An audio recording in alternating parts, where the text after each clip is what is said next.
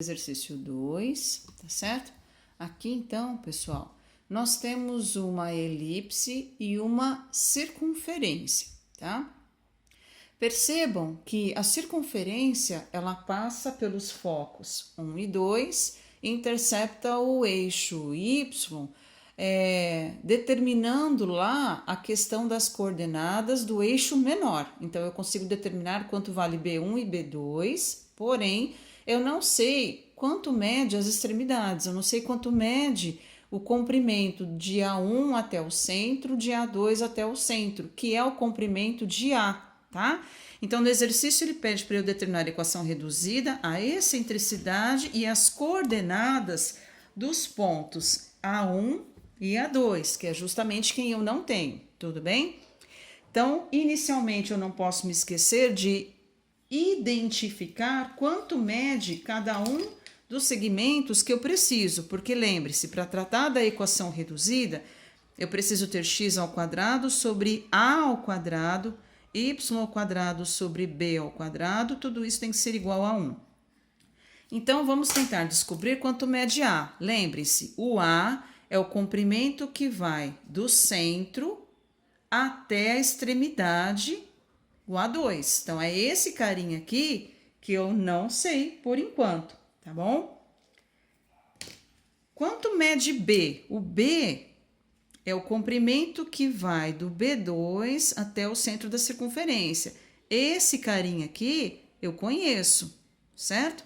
Então, o meu B vale 3 unidades. Tanto faz para cima quanto faz para baixo.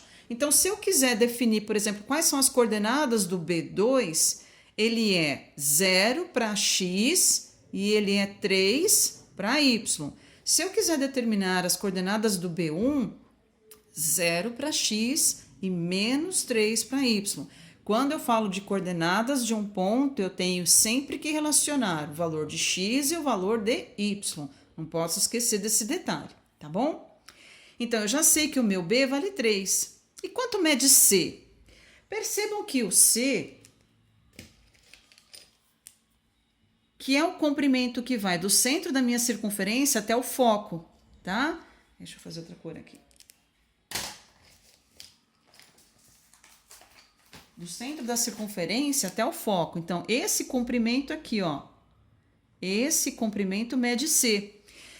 E ele coincide com esse ponto que também pertence à circunferência, que tem como raio 3, tá? Ele deu essa informação para nós. Então, esse raio coincide com o comprimento C e também coincide com o meu segmento que determina o comprimento de B. Então, eu já sei que o valor de C também é 3. Falta determinar a questão do valor de A, tá bom? Para isso, basta a gente aplicar o teorema de Pitágoras, certo? Onde nós temos que A ao quadrado é igual a B ao quadrado mais C ao quadrado. O A ao quadrado é igual a B ao quadrado, nós sabemos que vale 3, então 9. C ao quadrado também sei que vale 3, então vai dar 9. A ao quadrado é igual a 18. Atenção para esse detalhe. A ao quadrado é 18, tá bom? Então, para eu vir aqui determinar a minha equação reduzida, eu já tenho as informações que eu preciso, ó.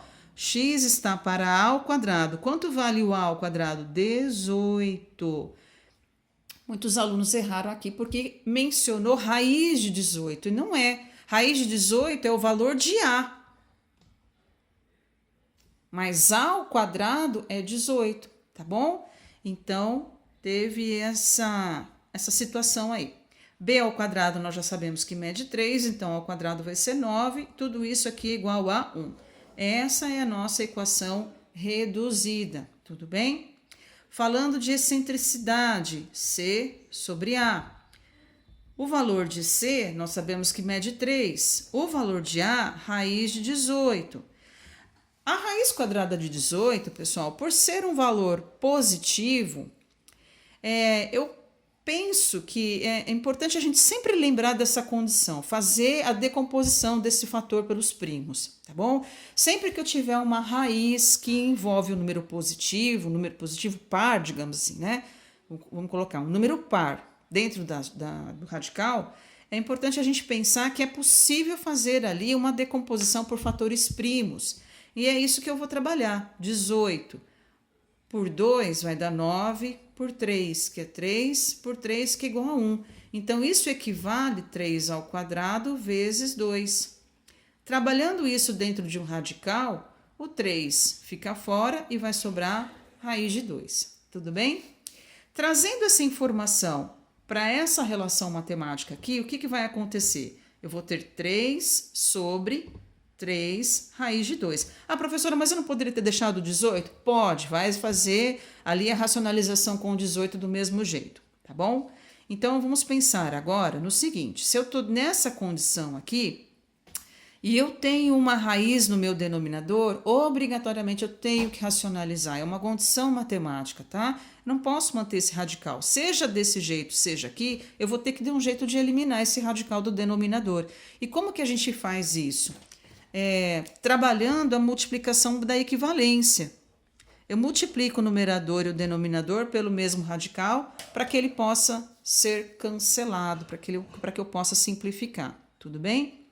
Então, continuando aqui o processo. Percebam que eu já tenho um 3 e um 3, já posso simplificar. Perfeito. O que sobrou aqui em cima? Raiz de 2. E aqui embaixo, raiz de 2 vezes raiz de 2, vai sobrar apenas 2. Então, a minha excentricidade, ela fica nessa condição aqui, tá bom? Ah, professora, mas e aí? Não tem que ser um valor entre 0 e 1? Bom, se eu pensar que a raiz quadrada de 2 é 1, qualquer coisa, e 1, qualquer coisa dividido por 2 vai dar 0, qualquer coisa, tá bom? Então, atende a característica da nossa excentricidade. Tudo bem? Joia. O que acontece agora? Faltam ainda as coordenadas. Percebam que a coordenada é a extremidade do A. Mas a coordenada não é apenas raiz de 18 positivo ou raiz de 18 negativo. Ela é uma coordenada, então ela tem que ser uma combinação entre x e y.